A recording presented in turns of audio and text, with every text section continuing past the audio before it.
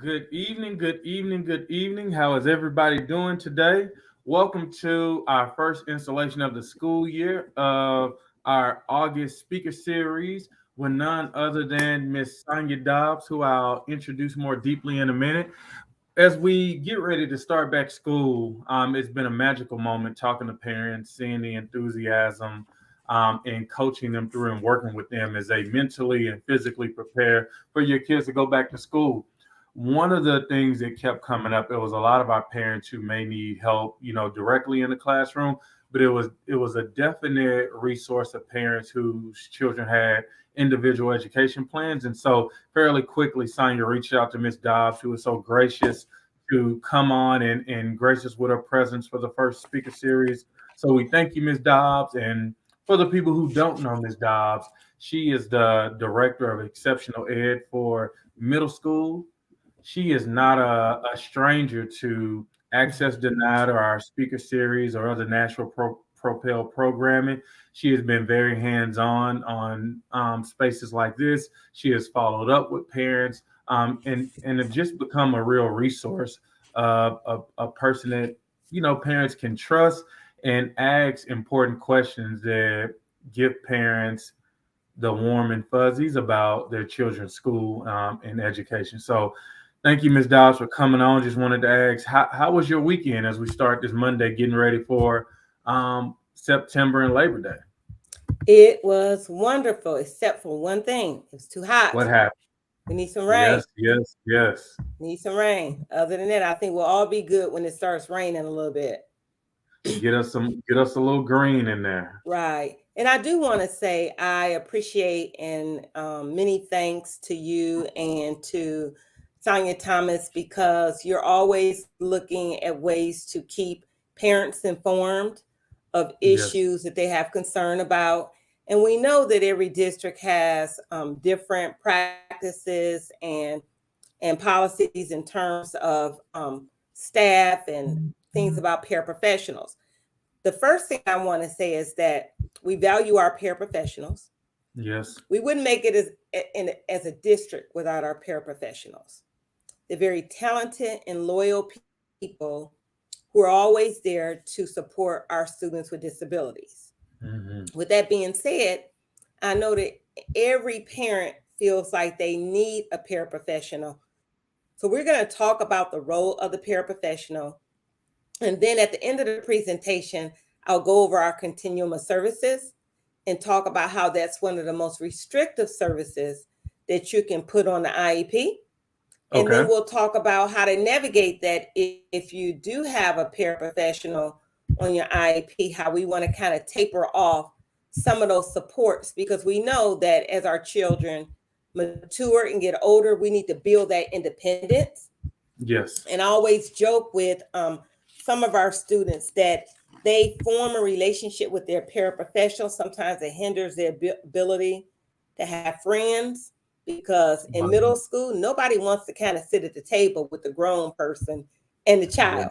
So we'll just kind of talk about that. And if you know of anyone that's interested in getting a job as a paraprofessional, we need them. We need people today. So it is a very fulfilling and rewarding job, and our kids need you. So if you know of people who are willing to, to get in there, and like I said, we sometimes have turnover teachers, but in every building, I got a pair that's been there for years, and they can tell me wow, exactly what's happening in the building, exactly what's going on. So anybody that knows someone, send them on the Metro, because we need some paraprofessionals. And with that being yes, said, ma'am. I'll go to the first slide. Okay, and with that, let me pull it Okay. on up. And thank you guys for tuning in. Keep commenting. At the end, she's gonna do a presentation. It's very direct. It's 11 slides, but at the end, we're gonna open it up for questions. And so, as you see at the bottom, please share this live with your networks. Let them know, especially if you know parents who have kids with IEPs. We want to have a really rich conversation, something that's informative, educational, and at the end of the day, beneficial for our kids. And so with that, I'm going to turn it over to you, and you just let me know where to go. Okay. So we're going to just briefly go over like the job responsibilities and a role of a paraprofessional in Metro Nashville Public Schools.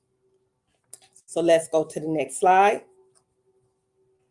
So here's a few things we're going to talk about. Job responsibilities, something I know a lot of you hate to hear, but chain of command. Our EE coaches, exceptional education coaches. We're going to talk about resources that we have, Schoology, Teams, and office hours that we have for available to our paraprofessionals so that they can have information in the latest trainings. So on our next slide, so what does a paraprofessional do? A paraprofessional does a lot of the same things that a teacher does. They lead a group lesson. Sometimes they provide one-on-one or 1-to-2 or small group assistance with students, prompting, redirecting, going back over information that the teacher has provided instruction on. In some cases, we have students that need help with personal care, with toileting, with eating. Sometimes we have students that have difficulties navigating the hallways in school. A lot of our paraprofessionals assist with that. We also have paraprofessionals that assist on field trips or sometimes after school programs. And then most importantly, our paraprofessionals collect data. As most of you know, our children spend most of their day within a general education setting. Often, if there's a paraprofessional in those settings, they can collect behavior data, social emotional, on-task behavior, data that we really need to review to determine if we need to adjust what we're doing for students to be successful. I do want to give a shout out. I think it was Ms. Hall. She said she was a paraprofessional for 4 years and she became a classroom teacher. And we are in partnership with TSU, David Liscombe, and Belmont. So if anyone holds a job as a paraprofessional in Metro, that we do have our SOTA Grow, where paraprofessionals are able to go back to school in order to get their teaching certificate. So we can go on to the next slide. I just have to put that shout out in case someone's interested in becoming a teacher. So here are some of the things that the teacher does versus the para. So we know that the teacher creates the lesson plans that they introduce to reinforce concepts and skills. They talk about accommodations, they implement accommodations and modifications. They provide information about current student academic performance and behavior because a teacher of record is the one that has to record, report card information, progress notes, and really deliver information pertaining to the student's performance to the parent. They provide modifications for students on an alternate assessment in general education setting and in a special education setting. And sometimes, in the most cases, the teacher is delivering the instruction. So for the paraprofessional, they support all the things I just said that the teacher does, but they also assist with development of instructional learning resources. So often our kids are in a general education setting. The gen ed teacher is going over her instruction, and sometimes we have a co-teacher, but sometimes the paraprofessional may work one-on-one with the student to make sure they're comprehending the information, or they may prompt the student to pay attention or to stay on task, where they do whatever they can do to get the students so they're focused and they're having access to the gen ed curriculum. They also sometimes, if a student is having issues, and we have kids that have sensory or have some behavioral needs, they may take the student on a walk because they become a little bit agitated when they're sitting in the general education classroom. And so they may take them out for a walk and bring them back or pull them to the back of the room until they regroup. They provide feedback and data regarding the student progress. So typically they see the student at times that the teacher may not. And so sometimes they can come to the special ed teacher and say, hey, I noticed that we're in science, when we start doing hands-on activities, that Sonya gets a little bit, antsy or agitated. And so they work out a plan for how to support Sonya when there's hands-on activities occurring within the science classroom. So we talked about behavior plans for students. The teacher is the one who develops the strategies for behavior management for the class and for individual students. They develop an individualized behavior program, and sometimes we call that a behavior intervention plan. The teacher is responsible for collecting, analyzing, and reporting data. Now, here's where our paraprofessionals come in. They're collecting data constantly and giving that data to the teacher. The paraprofessional follows directions and monitors progress and reports to the teacher. So the teachers outline that the students are to take a 5-minute break and have a conversation and identify their feelings. They may write that down on the behavior plan, but the paraprofessional, just as well as the gen ed teacher or the principal or the school counselor, they would implement that plan the way it's written by the teacher. So anything that a paraprofessional is doing to support, that can also be done by the administrators in the building or anyone else that's helping with a student with an IEP, especially in terms of a behavior plan. So let's talk about communication with parents, and this is where it gets real sticky. The teacher should initiate a parent conference. Students with IEP should have parent conferences, just like every other student in the building.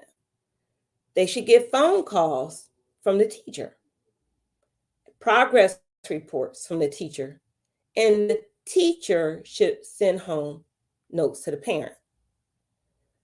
So the paraprofessional should communicate with the supervising teacher or teachers and provide notes to the teachers. And I know this is where people get a little bit antsy because they say, well, why can't the paraprofessional share with the parent what's happening in the classroom? Twofold. One, they should be communicating that information to the teacher so they can analyze the data. And also, if I'm a paraprofessional, which I have worked with children one-on-one myself, there's a level of frustration that can build when you're working with a child, when you're trying to teach them a task that they're struggling with or their behavior problems. And we don't want people communicating to a parent information based on what happened maybe in a 5-minute increment versus the entire day.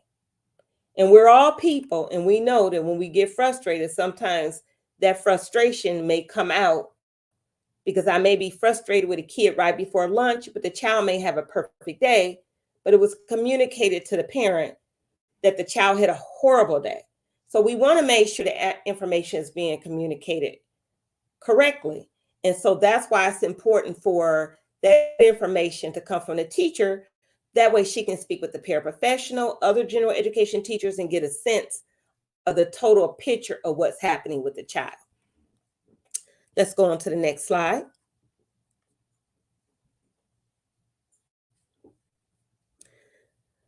The other thing that we talk about is confidentiality. We want everyone to understand that anything that occurs with our student is confidential.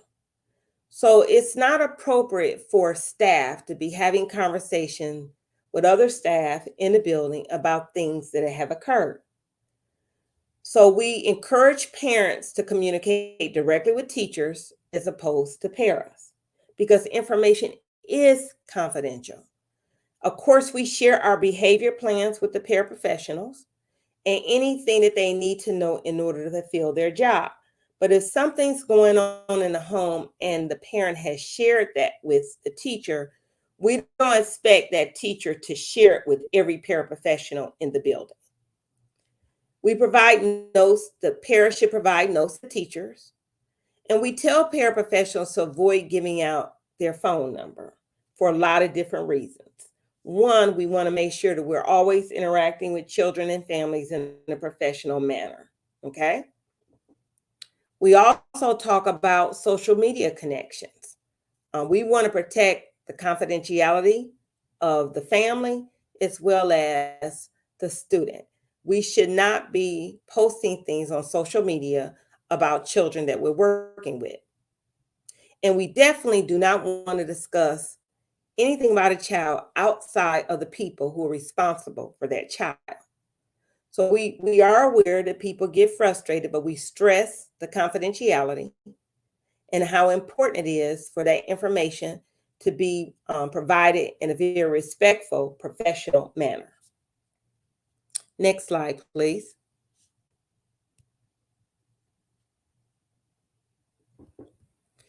So one of the things that, and I'm going to speak to, because I have been in situations where I've gone into some of our high schools and I'll see a student with a one-on-one and the student sitting there working, and I'll look over and the paraprofessionals on their phone. We really don't want them using their phones at school, because with just like the students or the teachers, they should not have their phones out. Of course, if it's an emergency or something happened, yes. But when we're there working with children, our obligation is to the child. Same thing with a teacher. Parents should not have their phones out texting information to and from people about the student. One, because of confidentiality, and two, because our attention should be focused on the student. So we ask that our paraprofessionals to use their phones only in the line of duty.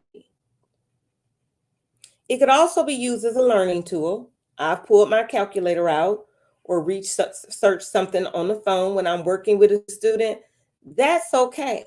But we want to make sure that the student is getting the attention that they need when they're working with the paraprofessional. Next slide.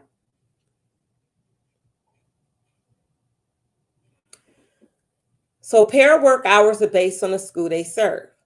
So if we're at a school that goes from 7 to 2, then those are the hours they work, 8 to 3, 9 to 4. And we say that because we want to make sure that our parents are supporting the students at the tier that they're at. Sometimes we do have situations where a para may transfer from a high school, from an elementary to a high school, and those hours change. We try to work with paras to secure employment based on the hours that they need for their family. But we have a designated time that the para should be there in the building. And even when it comes to breaks, we try to have more of a coordinated effort, so that if your child has a one-on-one and a parent needs to take a break, say from 12:30 to 1, then we would make sure that another parent is available to supervise that student if they had a one-on-one parent. We stress that parents follow their individual school work hours, because if a student's at school 8 to 3 and they need para support, we just can't have a para leaving every day at 1 or 2 o'clock. So we always stress that they have to follow those school work hours. Next slide.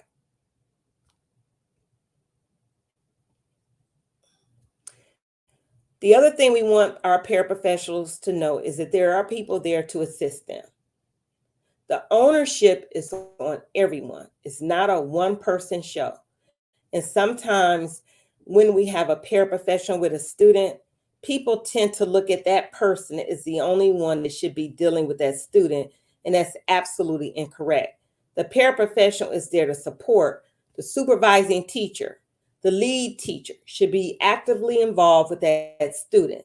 So if I have a student with a significant cognitive disability and they're going in a general education setting, yes, the para is in there to support the student, but the general education teacher should be interacting with that child as well. That is a student on their caseload. They should be working with the para. The para isn't responsible for the student. The para is there to supervise, to support the teacher, and also support the student in access to that curriculum. They have deans of students in the building that can assist, assistant principal, executive principal, anyone in the building, the coach, the lead para support coach. We have someone that we hired, I think last year, she's already hired. Her job primarily is to provide, schedule, and coordinate paraprofessional training throughout the district. We have trainings weekly for our paraprofessionals. Anything from the role of the paraprofessional to behavioral support, to collecting data, to supporting literacy and math in the classroom, to lifting and toileting. We had a one-day professional development on August 4th. We had about 1,200 people at that training, and about 700 of those individuals were paraprofessionals. And we had all-day training on various topics to fill their bucket in terms of skills that they can use with our students with disabilities. Next slide. So part of what we do to make sure our paraprofessionals are skilled and have all the resources that they need, we have a Schoology group for our paraprofessionals. When they can go on to Schoology, they can review trainings, they can sign up for trainings, and they can communicate with other paraprofessionals in terms of strategies and things they can do to support students with disabilities. We have weekly live virtual trainings that cover a large variety of topics to assist learners with special needs. And we also have in-person coaching. We have people that will go out to the school building and work with a parent to show them how to lift a child, how to prompt a child, how to support a child in terms of feeding or just supporting academics. So we have support available to our paras, and they're like anyone else, teachers, myself. Sometimes we need training and additional resources to be effective. Okay. Next slide.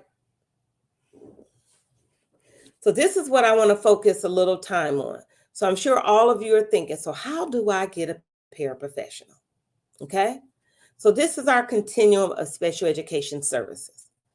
Every school building have what we call a couple, 3, 4, 5 building paraprofessionals that support students with disabilities. So if they're building paraprofessionals, they can support any student in the building that needs support. And preferably, that's what we want, a paraprofessional to work with 3 or 4 children at a time. That's not always the case. Sometimes we have a student that may need more one-to-one para support. Well, if you look at this arrow, it says least restrictive to most restrictive. Paraprofessional support is right there with special day school and homebound. Because often when a paraprofessional is assigned to a student, that student relies heavily on that paraprofessional. And in some cases, that is good. But we also want the students to be able to develop some appropriate relationship with peers. And I don't know how many of you have children with paraprofessionals, but what we usually experience is that they stop communicating with their peers. And then sometimes when they come home, they want someone to sit with them at home, like the para, to give them the support they received in school. And what we want to do is we want to give them support, but we also want to start pulling away that support once we're teaching them skills where they can be more independent. So for instance, if I'm working with a student that has issues with toileting and a parent is working with that student, our goal is to support that student, but also to teach that student skills. So eventually that student may not need someone to provide as much support in terms of toileting. Because our goal is once we put a paraprofessional with a student, that we start releasing that person because we're working on those independent skills. It is one of the most restrictive services that we can provide. And there's a whole protocol that we use to determine when it's appropriate to place a one-on-one on a student, because when we make that decision, there's a lot of other skills, social emotional, friendships that the student is not able to make. Now we know some students will always need one-on-one para support, but just in general, it's a very restrictive placement. So I think that's the end. We can go to questions. I like my little question box. I have a bunch because I know a lot of you will have questions. I hope this is helpful to understand the role of the paraprofessional. And Mr. Little, if you want to turn it over and I can address any questions that people may have about paraprofessionals. Yes, ma'am. And thank you for that. Even for me, I think I've heard it a few times, and just every time I listen to it is more and more informative. But yeah, we'll just start at the top. And family, friends, parents who are listening, this is an opportunity to ask questions for clarity, to be collaborative. But at the end of the day, we want to make sure you have the tools and the knowledge, hearing it directly from the source of things you can do, And if you need to talk directly offline, those are some of the things that we can set up. But I will just start back.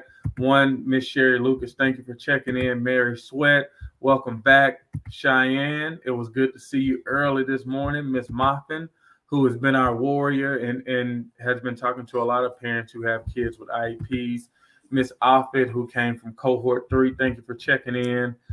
Victoria, who has made the front page of the Tennessean talking about her son who has an IEP. Miss Taylor, who has just been, that's how we started at one of our schools. I think one of her children has an IEP.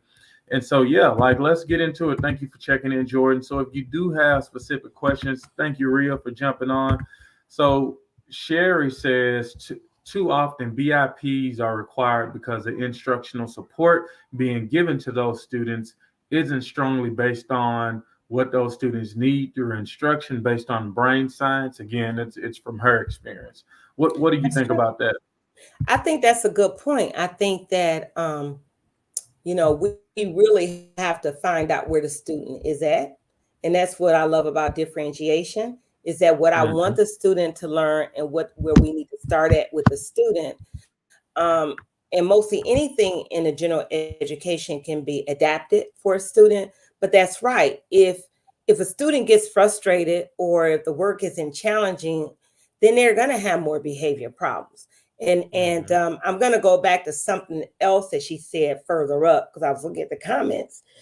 She talked about instructional strategies for our paraprofessionals that are supporting kids in a general education setting. Yes, that is. They need more training. And last year we did training every week.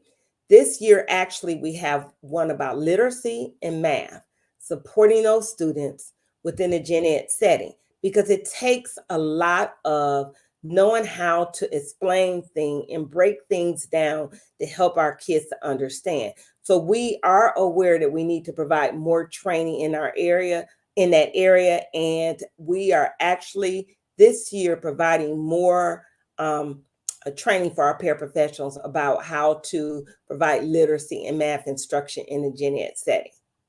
Okay. Miss Taylor says, I had a school have an IEP meeting and set goals without me. They set goals for my kid that wouldn't even help her. I had no knowledge of the meeting at all. And when you hear those, what are some things that you would recommend a parent doing to kind of reset? What I would say, usually schools will make several attempts to get a parent there. I could be on a cruise out of town. I didn't get that invite. And if I come back and they've had a meeting about my child, pick up the phone, put it in writing. I want a new meeting so I can provide input. And one of the slides, it talked about an EE coach. Every school has an EE coach from our department. And if you feel that you've been left out of that process, reach out to the EE coach. Kendall can tell you, we're at those meetings, the EE coaches, myself, we will come, because sometimes we will have a meeting because it is a compliance issue. We want to make sure that we're putting in the support that a student needs. And we're not waiting 3 months before we can call a meeting at the point where we need to have, things in the IEP. But if you were not part of that process, you can have 15 meetings a year. Just ask for another meeting so that you can provide input. Yep. And I see Miss Moffin agreeing. And then I see Miss Offit, who has just been a pillar. She says, I know a one-on-one they gave a parent her number because a student gets picked up on Tuesdays. I guess that was in reference to something you were saying within the presentation. Well, sometimes I'm not going to say that it's totally inappropriate. If I'm working with a parent and I know the child has a therapy appointment or something where they're leaving and they're not able to get out the car to run in the building, it'd be easier for them to text me so they don't have to wait for the office to answer the phone. We know that at times that there is an appropriate use. It's just that we don't want it to be like I'm frustrated and I send a text to a mama, your child is getting on my nerves today, because that's in the moment. My own kids get on my nerves. So if I say that to them, it hurts their feelings. So of course it's going to hurt their feelings if I say it to someone about their child. Right. Yes. Feel free to I'll give you my phone number where you can contact me. Okay, and my Thank email you. address. I'll put it in the chat. Thank you. Hmm. And I think Mr. Driver, let me pull up. Mr. Driver says, so is this considered high dosage tutoring because schools act as if they are not aware of it? And one of the questions, if we can even go back, if we can go back, one of the parents I saw it popped up, it said they asked what an IEP was. I think that was Miss Fisher. Could you just break down again, Oh, because we use okay. the lingo a lot. Okay. So an IEP is what we call individualized education program. Okay. In order to have an IEP, a child must meet the criteria to be eligible under 15 disability areas in the state of Tennessee and in Hmm. need of specially designed instruction. So some of those categories for disabilities are deaf, blind, autism, intellectual disability, specific learning disability, emotional disturbance, um, developmental delay, Hmm. speech, language, orthopedic impairment, or the health impairment. So if they meet one of those criterias and they need specially designed instruction, that means that they need access to what every other kid in the building gets, but also some additional supports so they can learn because they have a different style of learning. So they need additional supports other than general education. So once we've identified them as needing an individualized education plan, what it does is identify that anybody picks up, hey, this kid struggles with comprehension. Hmm. In order to help this student with comprehension, we're going to let the child read one paragraph at a time, identify the who, what, and where. We're going to break skills down in little bitty parts and work with the child. Or we may decide to use an intervention program like Language Live or Spire, where we're going to work on that particular skill. But our job is to put in all those strategies so that child can learn what everyone else is required to learn in the public school system. So it's Thank you our for that. roadmap for how to help that child with a disability. Yep. And Kendall, I think she adds on some behaviors are from triggers also like smell, lights, change in room or staff. And yeah, those Yes, are the yes. I tell you, Kendall know I love her. I can go into Pier 1 and I feel like I'm gonna faint because the smells in that store are overwhelming to me. I literally have to leave out of Mhm. the store because I'm allergic to ginger for one thing, and I'll Oh get man, so I love it. overwhelmed I cannot even think. So you're right. Same thing with children. Some students they have different smells are triggers for them. Hmm. With my kids that are nonverbal, I'll see teachers and they're appropriately directing kids and fussing, but for the child that's nonverbal, they're looking at their facial expression, their body movements, and they're reacting to that because what they might be seeing is frustration, but it may not be towards them. It may just be they're telling everybody to line up. It's time to go to lunch. So a lot of times, just facial expressions and close contact Hmm. with kids can be triggers. So I'll go here. Since I mean, you talked about frustration a little bit, and I know you've worked in the field for a long time, so you kind of see both sides of the fence. So Miss Taylor says, I've been dealing with this at East Middle for years. They don't care about an IEP. They act as if the IEP doesn't matter. And I think from my background knowledge of Miss Taylor, she has just had some issues. Miss Taylor is very articulate. Miss Taylor Hmm. shows up, and so she is not a person, but she asks a lot of questions, and And she should. she, yeah, That's her she child. has, yeah, high expectations. And so, what could she do that could help her level the playing field of like really getting to the why, the communication as a relationship is not working, because I think And earlier she posted they did a meeting without hmm so I always recommend that if you've had a conversation with the teacher or teachers and it has not her. gotten you anywhere, I would sit down with the executive principal at that building. Okay. And I would make sure that I had a conversation about specifically what it is that is not being implemented on the IEP. Mm-hmm. If you feel that you have not gotten anywhere after you have sat down with that principal, again, always reach out to our office, because we have a coach, the special education coach that works for East is Regina Garner, and request that she come to the meeting with you, because often I think that if it's your perception that that school doesn't care, that bothers me, Mm-hmm. because I would not want my child in a situation where I don't feel like people care. So hopefully you'll reach out to me or Regina, and we can kind of bridge that conversation, because I know people don't necessarily do everything correct. We're all human beings. But for you to say they don't care, that concerns me, because Mm-hmm. that means that you feel like they're not looking out for your child's interest. And I think we need to have a conversation, because I hope that's not the case, but I do think that that would call for a meeting to bring people to the table to talk about what your issues are. Yeah, and I think just going back, I think Miss Fletcher Groves asked a question: Who initiates the individualized education plan? Like how? Anyone, Yep. anyone. We're So required to have parents have. one every year. Mm-hmm. I have parents, Kendall, tell them you'll have one every month, that every week they call us, I want an IEP meeting. If your concerns, you call an IEP meeting. If it's a concern with that plan and your child receiving those services, we're only required to have one a year, but you have parents have 6 or 7.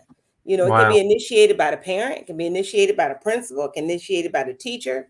If there's concern, I might say this child is going in an intervention for an hour a day and they're bored and they don't need that much time. I want a meeting. Or I may say that Mm-hmm. this child is going to intervention for an hour a day, is not making progress. I want a meeting to find out what we can do. So there is no correct answer. There's no incorrect answer. Anyone can request an IEP meeting. No, and thank you for that.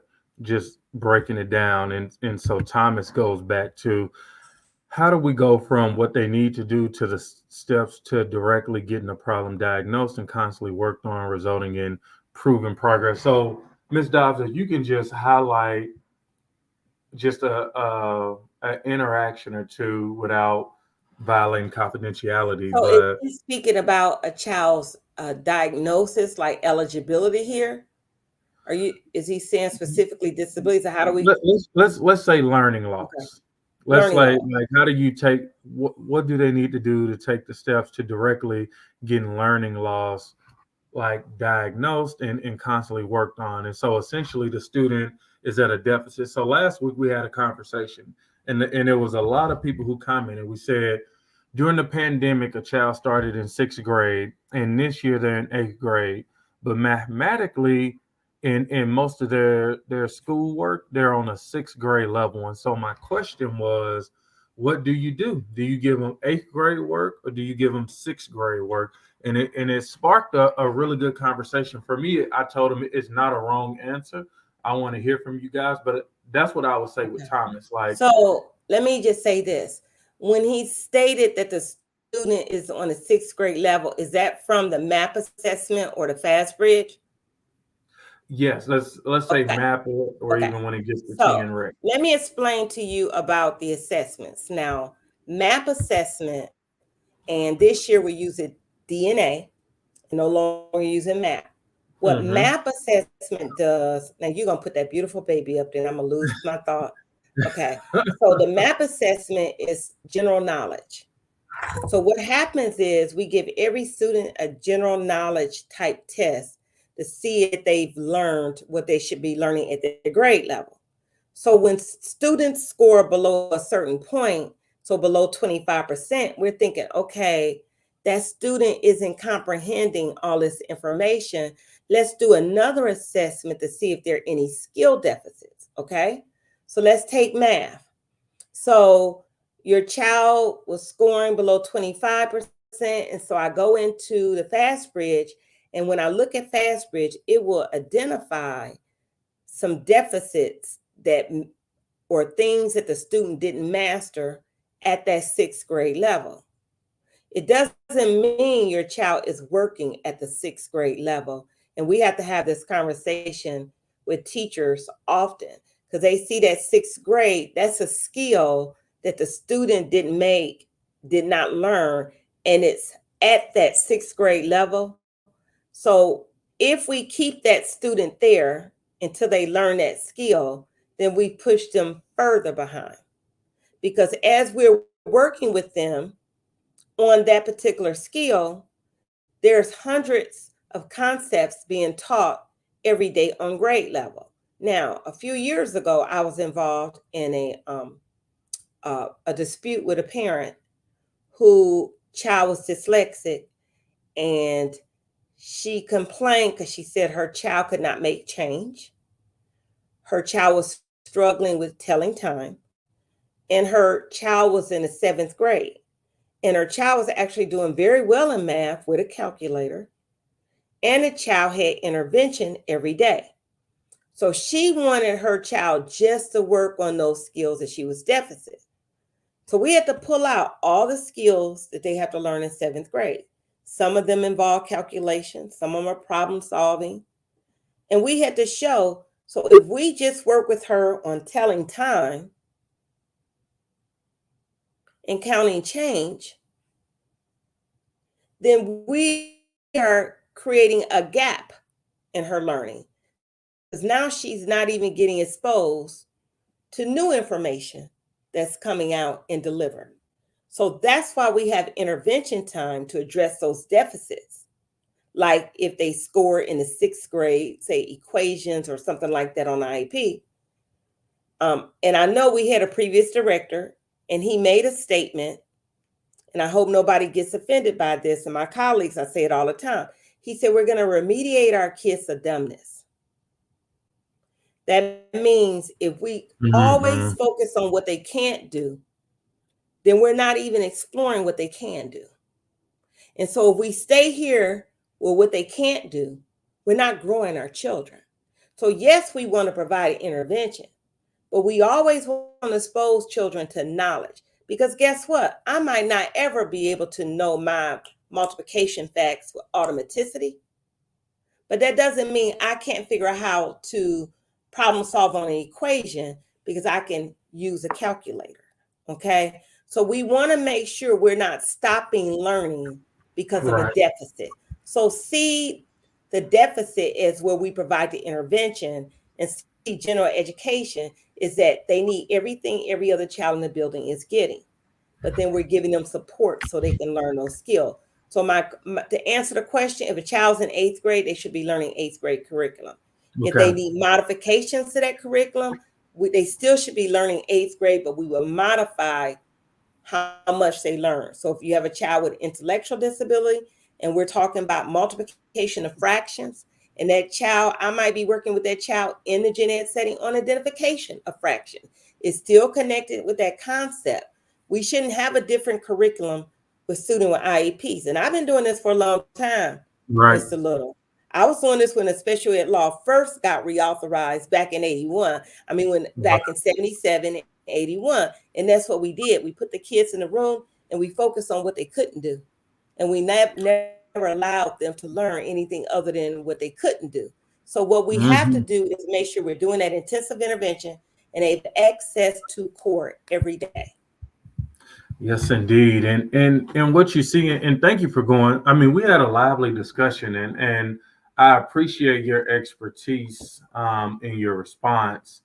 Clearly, I'm not licensed to be exceptional ed, but it started with one of our parents saying she tutors kids, and they were in the sixth or the eighth grade, and she was trying to do division, and she had to teach them multiplication, and I was like, that makes a lot of sense, and it was a heavy conversation because a lot of other parents start saying that that's not just that experience. Like they have family members that have that same experience, and so I think this conversation it really opens up for parents to let them know what they should expect and the power they have to make sure that their kids eventually get the grade level before graduation. Mhm. And I will speak from personal experience. I have a nephew in Detroit. He's probably almost 40, and he has a Mm-hmm. specific learning disability. I think he was dyslexic before people even knew what that was.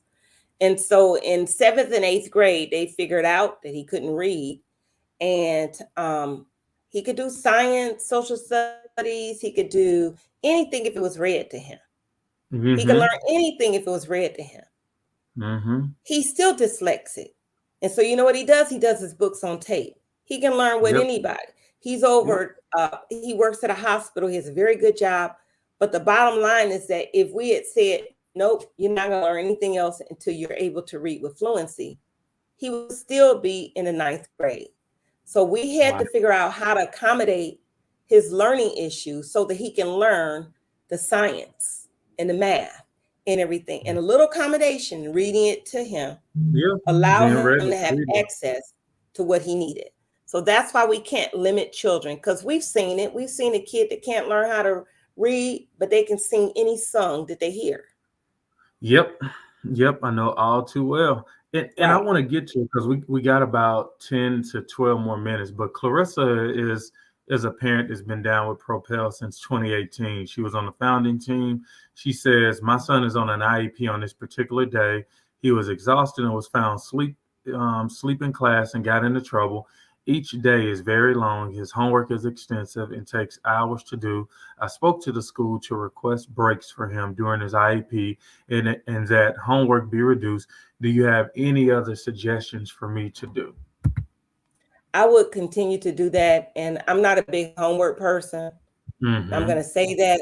I always worked with my kids on skills, but I do think that we give our kids, they need to get out and get physical. Of course, we Mm-hmm. want them to be academically rich. I think anytime they're doing more than an hour for homework, it's too much. I think we put a lot of pressure. But I would meet with the school because he's probably getting frustrated. And when you're frustrated, you get exhausted. And so Mm-hmm. again, I would meet with that school and say, look, we need to talk about, because if he's sleeping, he's not learning, and if Right. he's getting that frustrated, he's falling asleep, I would request a meeting. And it's impossible to try to get a kid to focus when they're knocked out and they're sleeping. She does have another question on here. It's called progress monitoring. Progress Okay. monitoring is, if we say that your child has problems with computation, and we write a goal that the student's going to learn how to multiply and divide um, 3-digit numbers. We should be working on that skill every day, and every 2 weeks, we should do like a little quiz to see if that child has gotten any better. Teachers should be progress monitoring bi-weekly. Some of them do it weekly. And if we're looking at that progress monitoring data and we see that, hey, I've been working on this skill for 6 weeks and the student hasn't made an adequate amount of growth, then I might have to adjust um, my intervention. And I Mm-hmm. say it in a way that most people can understand it. We all go on diets. Yep. We get on that scale to get a baseline. What do I weigh? Yeah. Then we Oh, let's write not talk down about. everything that we eat. And then in a week, what do? Get back on that scale to see if what we did paid off. We do the same thing with children. We provide that Mhm. intervention. In a week, we need to see is what I'm doing working. Now, if you go on a diet for 3 months and you don't lose 1 pound, then we got to come to the table and say, hey, you either not writing down what you eat, not Mhm. exercising, or something's wrong. And so that's why we have to be continuous about reviewing that progress monitoring data.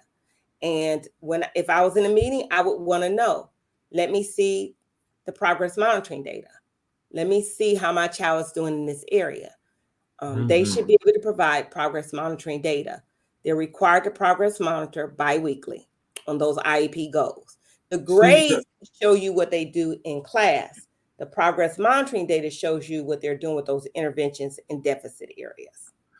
you make a good point, because I tried weight loss, and yeah, I didn't follow the process, and I didn't lose weight. I Me gained either. weight, and And I think it's sometimes like that in schools. And I'll say I'm gonna read this comment, but I'm gonna go to Miss Huff's comment as well. But Miss Taylor says we shouldn't have a different curriculum, but we should teach them the way they're able to learn. We Yes. have to help them where they are so they can move Yes. forward.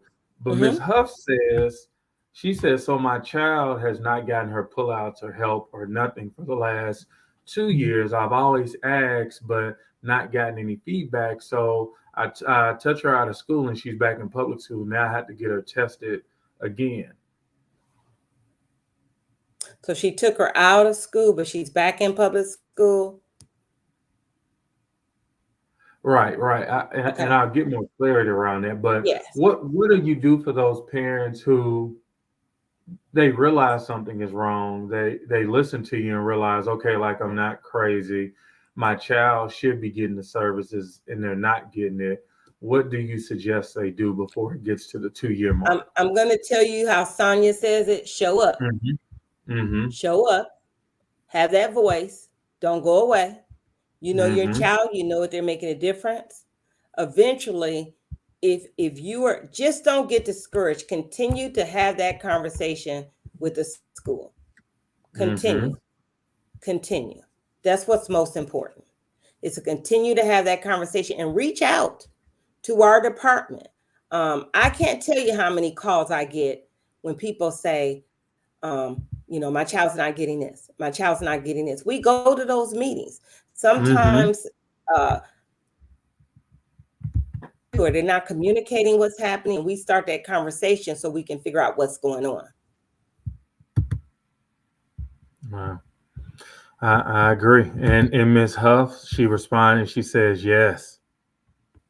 Yeah. And So I then think that for parents, I had 3 kids that went through Metro, and it doesn't get easy. It gets easy on graduation day. That's all I'm gonna say. it gets easy on On graduation day. graduation day, that's when it get easy because of all 3 of them. I was always at the school. I was always involved. And I think it's anything when you're dealing with customer service, you have to be involved. We're Yep. producing a product. Your child is a product. It's the most precious product out there. You should be involved. It's like if I was building you that luxury vehicle you want, you would be there every Yes. step of the way, making sure every part of it is working right. Need that same type of advocacy. And I know that you're getting that from Propel. And that's why I'm always anxious and just gracious to come here and to be able to provide input because your voice is powerful and you have to advocate for your child. You may not know everything that I know about education, but that's your child and you know Yep. about your child. And I think, Miss Offa says, what if the school doesn't allow you? And I think that's what we could talk about, Miss Offa, offline. Because, some of the things that we realize at Propel, it's 3 buckets, definitely parents with IEPs who are, there in person and asking questions and don't feel like they're being treated right. We deal a lot with bullying and a lot with school communication and treating parents as partners. And so, if the school don't allow you, like keep that Miss off it because we want to address that because that's in one of our buckets.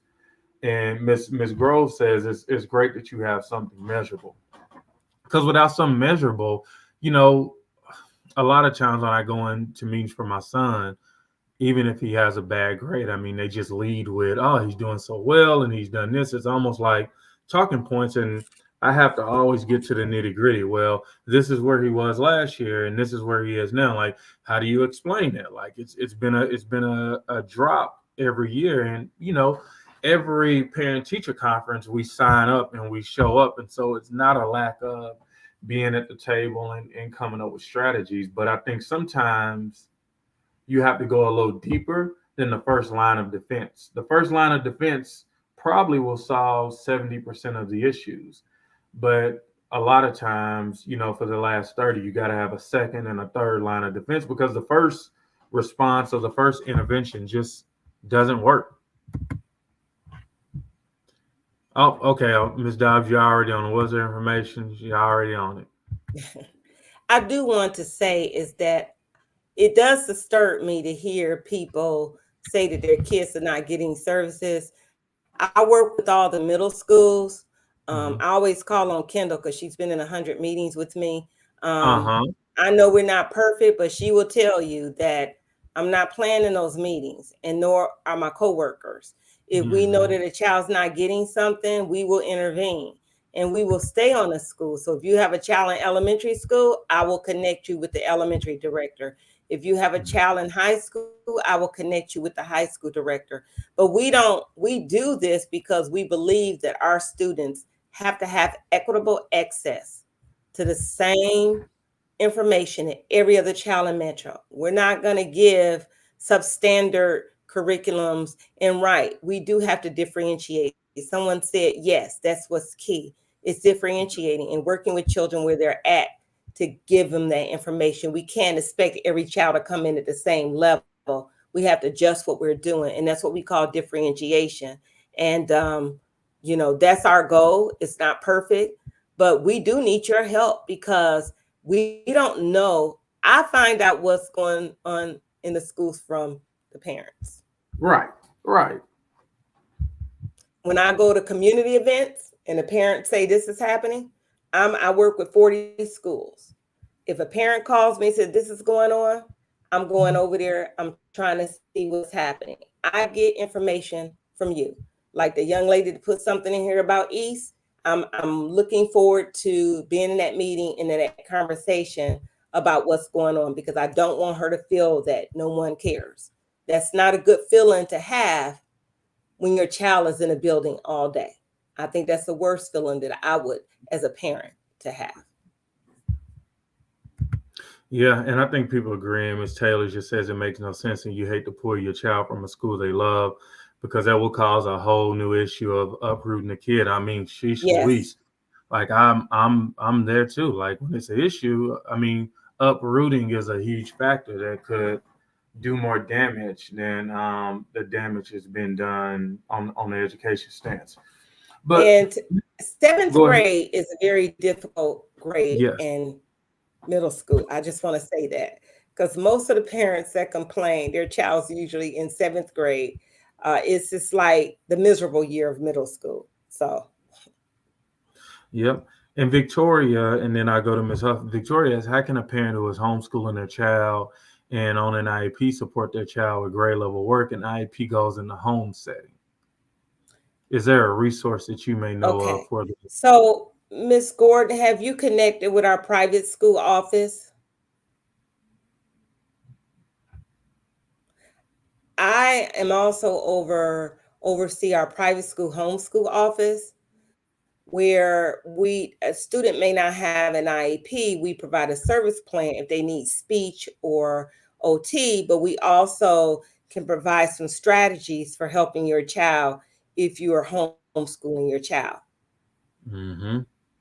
And Knowledge Academy, we have special ed coaches that support now all of our charter schools as well. Mm-hmm. And Ms. Huff, let's talk offline too. I think, you know, I mean, what we do with parents and grandparents is really work, and it doesn't matter the school. So it can be good pasture, it could be knowledge, it could be Lachlan. So reach out, and Victoria or Kendall, if you can reach out to Ms. Huff now, and just send her a message to see if we can all connect. I think it's an opportunity for us to level set and figure out, you know, what's going on that is not working for your kid, and how do we as parents support you. And I think as a parent, you just want to be involved and have a voice. Mm-hmm. As long as my child's in that building, I'm going to call. Mm-hmm. I'm going Mm-hmm. to have a voice. And I think if I don't say anything else, your voice matters. And I would use Mm-hmm. my voice. Don't get discouraged. Just be involved. Yeah, and Victoria, I can hear her smiling through the computer. She says, okay, I will contact. And then Miss Taylor says, does your child have to be declared eligible every year? Because I thought your child's IEP follows them throughout school. Your eligibility is good for 3 years. And Okay. every three Oh, years, we see, look that's at good. it to make sure they still meet the eligibility requirements. And Kendall, unfortunately, I have to tell you, we have schools that don't have SPED teachers. Wow. We Wow. have schools, most of them have shortages of paraprofessionals. I think a lot of that was because of the high costs of living in Metro. And that I know they've raised our paraprofessional pay, but it's still not enough. It's not enough. It's still not enough. That's why I'm here. Like, if you all want to be a paraprofessional, if you know someone wants to be a paraprofessional, we're providing the training. We even have opportunities for paraprofessionals to go on to become teachers if they work for Metro, free of charge. So those are opportunities. I want to thank first. I want to thank you, Ms. Dobbs, and I'm gonna pull up your contact information again if anybody wants to reach out. And I just appreciate you for being so open with that. Clearly, I can feel it through the computer. There's some happiness, some madness, some sadness, and thank you for taking on all the emotions. Like I said, I just appreciate. Got 20 families logged on right now, looking at this.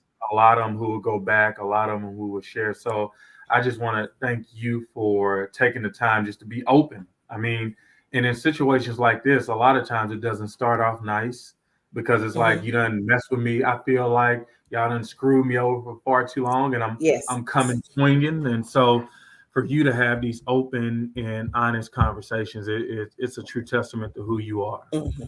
But with that, I want to give you the last minute or two, if you have last words for parents who are parents, grandparents, and community people who are listening to the sound of your voice. Well, I want to address one question about what happens to the schools where we don't have staff. You won't hardly see me in my office because I'm always in the school helping out. The coaches are in the school helping out. Central office staff are out there. We're out there. I helped set up a classroom for students in a class, low incidence disability, didn't have a teacher. I spent a whole week out there setting up the classroom, trying to piece together a schedule for we can get support in the building. It's all hands on deck this year. I think more so than ever, our goal is to make sure all children get what they need. And we know that we have a shortage. We're addressing it. We're trying as much as we can to get people hired. But everyone in the building, Dr. Battle even put something out where if teachers give up their planning time, they will pay them extra money. We're trying to look at different unique ways to make sure every child is covered. I'm not saying it's covered every day, but I want to tell you, there's not a child in this building, in this district, sitting in a room by themselves because someone is working with them. Okay. We can't afford for that to happen. And our kids aren't going to let us allow them to be there with no help. It's not going to happen.